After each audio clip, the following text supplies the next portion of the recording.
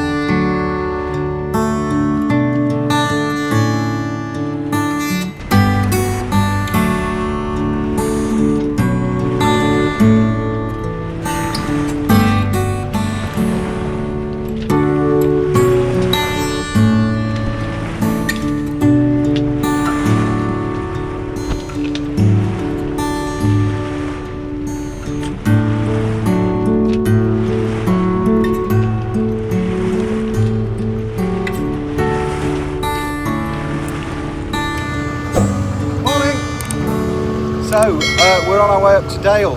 It's about 9:10 in the morning. It's a little bit of drama this morning, came out of the channel absolutely fine, and then that bloody exhaust fitting went again, so I had my head in the bilge. It was just that the water trap on the exhaust was hanging down and putting pressure on the joint, causing a bit of a leak on that joint.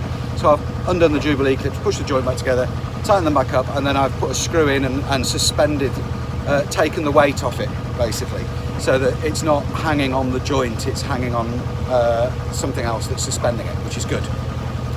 So we've got, well, showing no wind. There is a little bit, but we've got, because we're motoring at the moment, we're actually cancelling it out. We've got full head sail poled out, and Tim's just organising a preventer because the winds are so light, and we've got the sails out so far. We don't want the boom to come across and hurt somebody. So Tim's just rigging up a preventer, and that's it really. We've got a long sail ahead of us. If we can make good time, then we should get there for 10 or midnight, but I'm suspecting more like 2 or 3 in the morning, and that's fine. We're happy with that. We'll just have to see how we get on.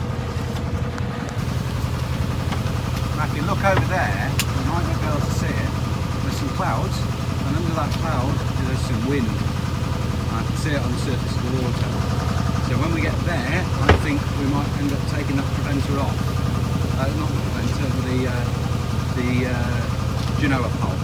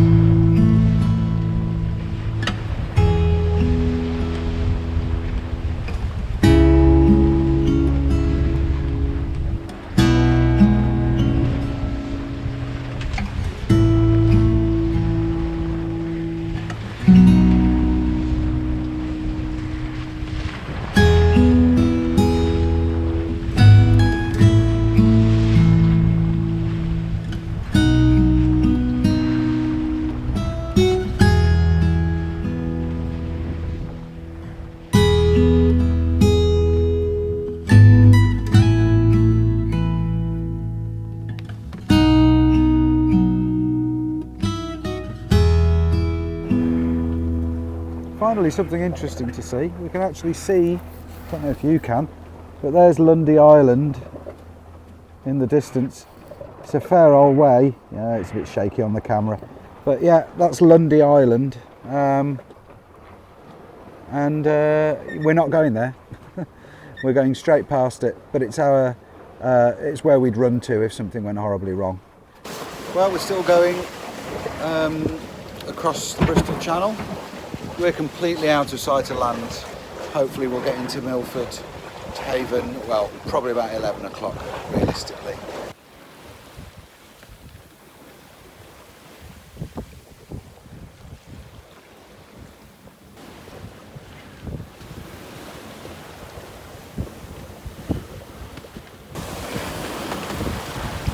This is the kind of sailing I really love. Right out of sight of land, no land on the horizon in any direction.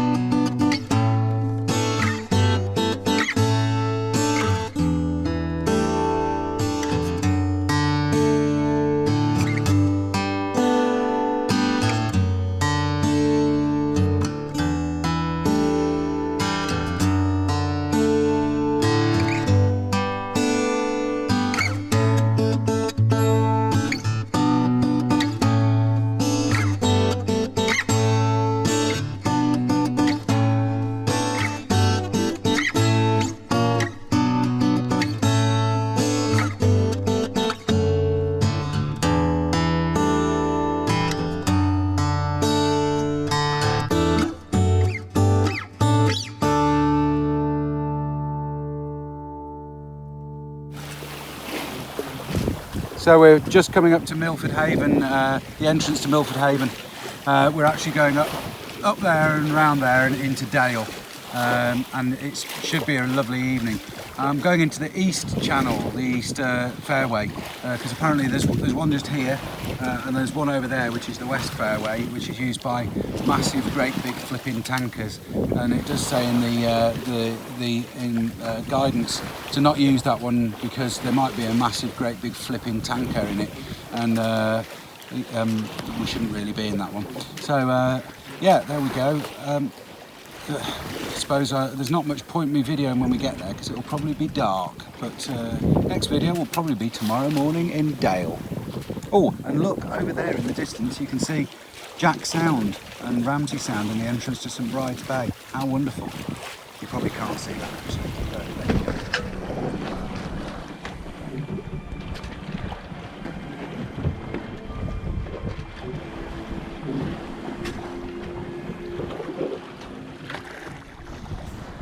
Well, we're in Milford Haven.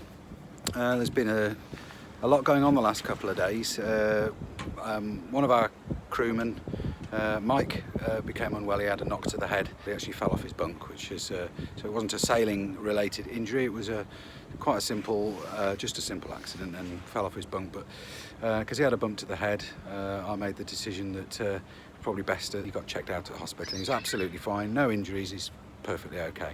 But I thought, no, enough's enough. I'd rather, having had a bump to the head, that he leave us to it. So Tim and I are going to do the rest of the trip alone. We did, of course, take Mike home and make sure that he got home safely, and which I think Patty was pleased about. But yeah, here we are in Milford Haven, and then tomorrow morning we're going round to Fishguard. Tomorrow's looking a bit interesting. We've got about 15 knots broad reach and beam reach westerly all the way, and then in the evening picking up to force 4 to 5 with gusts of 6. So I've got a little bit of anxiety about that, but the boat will handle it, and we'll not be beating against it. We'll have it with us, so there's nothing really to be anxious about. I'm just, you know, before anything like this, I'm always a little bit kind of, okay, take this seriously.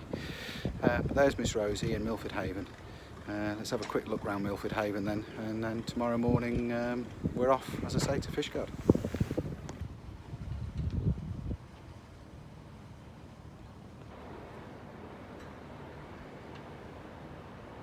Salty Lass, Bavaria 44. Whoa, look at that.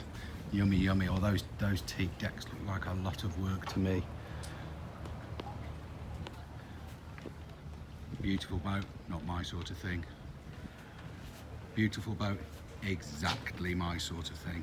Oh yes. Big, heavy, old, like me a little bit. Ketch rigged. Huge, big aft cockpit. Oh, look at that. Love it, absolutely love it. Sea ptarmigan. Opposite end of the spectrum. Ah, that's just spectacular. I can't believe how well this must sail. The modern equivalent of sea ptarmigan, I suppose. But I bet that's a quick boat. And I love the fact that even on a boat this size, got tillers. I do love a tiller. Sugar scoop on the back, plenty of room for the dinghy. Here's another nice strong boat. Don't suppose she sails particularly well. And I'll bet she's bloody safe in a storm. Look at that. It's an icebreaker, that is. A Bosette. That is a strong boat.